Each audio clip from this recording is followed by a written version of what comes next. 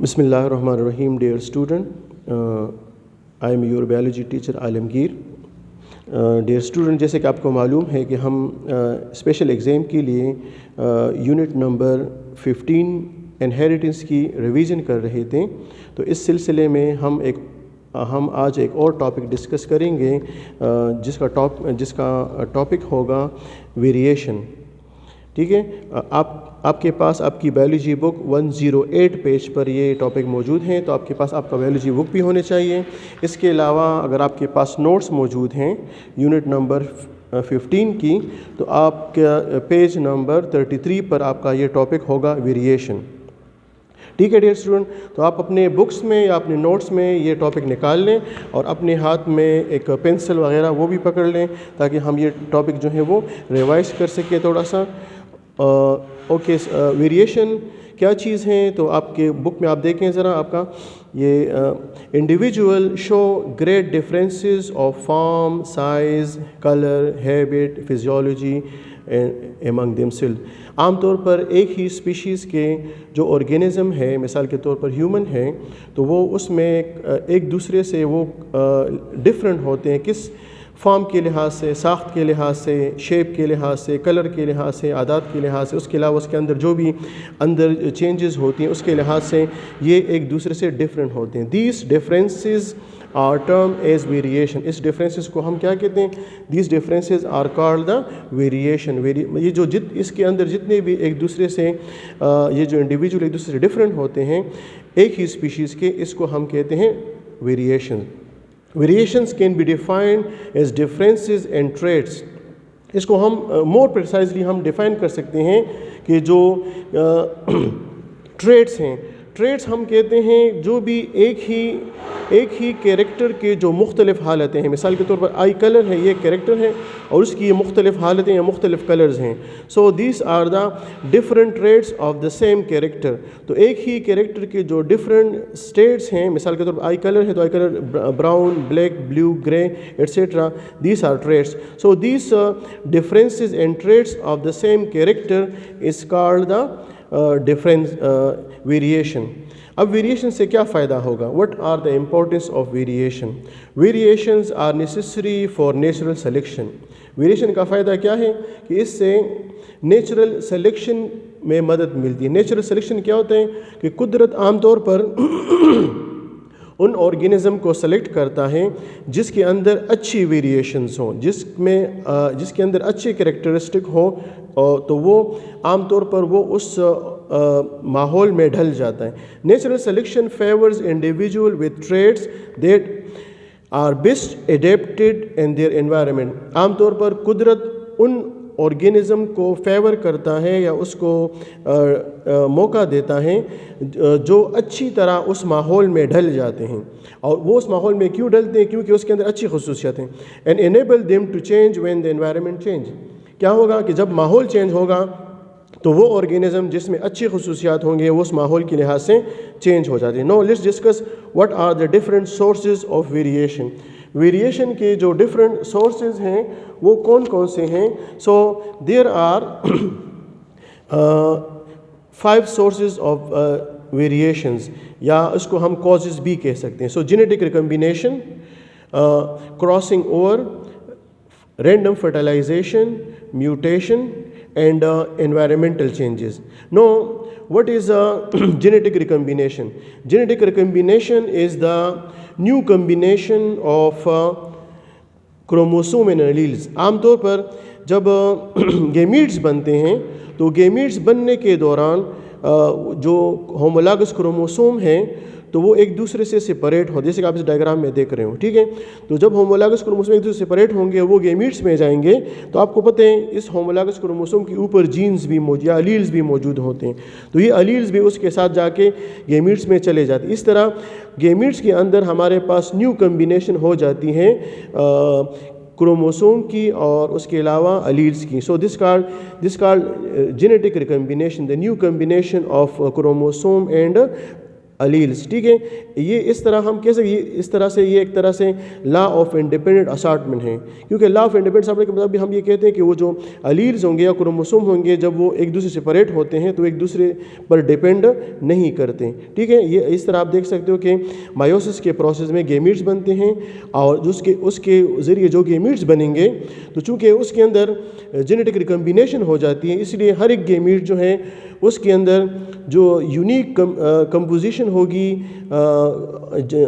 Jeans की, chromosome की या डीएनए की, ठीक है। दूसरा है क्रॉसिंग ओवर। क्रॉसिंग ओवर आपको पता है कि प्रोफेज मायोसिस फर्स्ट के प्रोफेज में ये जो होमोलॉगस क्रोमोसोम है जैसे कि आप इस डायग्राम में देख रहे हो, होमोलॉगस क्रोमोसोम एक दूसरे के साथ कुछ सेगमेंट्स चेंज करते हैं। फॉर एग्जांपल आपको यहाँ पर ये ऑरेंज और ये ग्रे होमोलॉगस क्रोमोसोम नज़र आ रहे हैं, तो ये होमोलॉगस क्रोमोसोम एक दूसरे के साथ टच होते हैं। इस टच होने की वजह से क्या होगा कि इसके दरमियान यहाँ पर एक स्ट्रक्चर, जिसको हम कियाज़मेटा कहते हैं, तो इसकी वजह से ये एक दूसरे के साथ अपने कुछ सेगमेंट या जीन्स या अलील जो हैं वो चेंज कर देते हैं। अगर आप देखें, ये ऑरेंज का कुछ हिस्सा इस ग्रे के साथ और ग्रे का कुछ हिस्सा जो है वो ऑरेंज के साथ आ जाते हैं। तो ये इस तरह क्या होगा कि क्रॉसिंग ओवर से क्या होगा कि होमोलॉगस क्रोमोसोम की जो क्रोमेटिड्स हैं, अगर आप देखिए ये क्रोमेटिड्स हैं ना, तो ये एक दूसरे के साथ क्रोमेटिड्स अटैच हो जाते हैं और वो आपस में कुछ हिस्से जो हैं आपस में एक्सचेंज कर लेते हैं। So this exchange of material between the chromatids of the homologous chromosome is called the crossing over. अब इसका फ़ायदा ये होगा कि it result in the chromosome with different combination jeans and different gametes. अब इसके ज़रिए जो भी आपके पास बाद में बनेंगे गेमिट्स बनते हैं, तो उसके अंदर जो क्रोमोसोम होंगे उसके अंदर different combination of the jeans होंगे। Next is random fertilisation. Random fertilisation का मतलब ये है कि जो गेमीट्स कंबाइन होते हैं तो वो रेंडमली होते हैं, वो विदाउट एनी कोई ख़ास तरतीब से नहीं होते, बल्कि वो विदाउट एनी ऑर्गेनाइजेशन, कोई उसमें तरतीब नहीं होती। हर क्रोमोसोम जो है हर एक गेमीट के साथ मिल सकता है। So this is called random fertilisation. और इस रैंडम फर्टिलाइजेशन की वजह से जो बाद में जो ऑर्गेनिज्म प्रोड्यूस होते हैं तो वो एक दूसरे से डिफरेंट होते हैं, उसकी जो है फिनोटाइप, वो स्ट्रक्चर जो है एक दूसरे से डिफरेंट होगी। इसलिए रैंडम फर्टिलाइजेशन भी, इसकी वजह से भी आप कह सकते हो कि वेरिएशन होती है। Next is called the mutation. Mutation is defined as any change in the nucleotide sequence of DNA.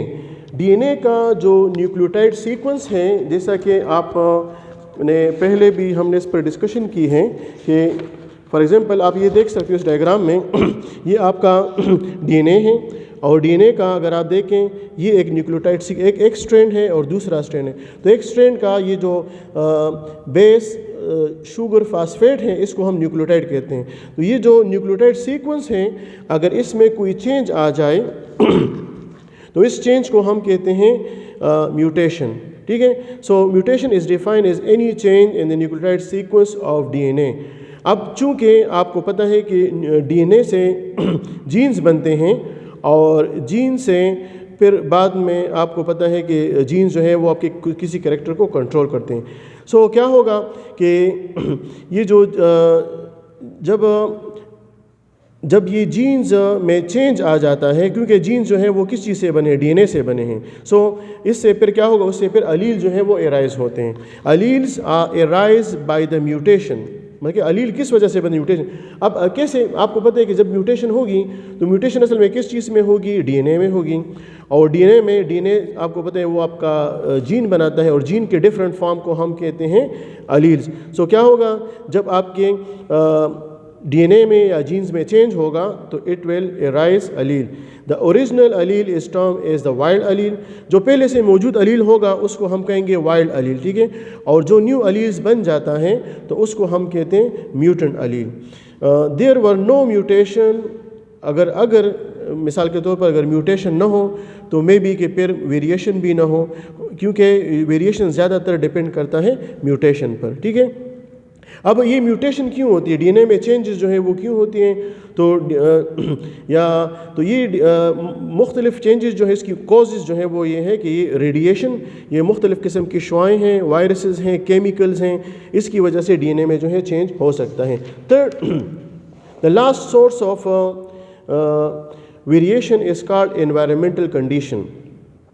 اب انوائرمنٹ جو ہے یہ عام طور پر ویریشن کو اسٹارٹ نہیں کرتا. Environment has no role in the initial production of variation. عام طور پر یہ ویریشن کو اسٹارٹ نہیں کرتا, مگر جب ایک دفعہ ویریشن جو ہے وہ پروڈیوس ہو جائیں, وہ نظر آنے لگیں, the individual with variation are best suited to particular environment and have more chances of survival.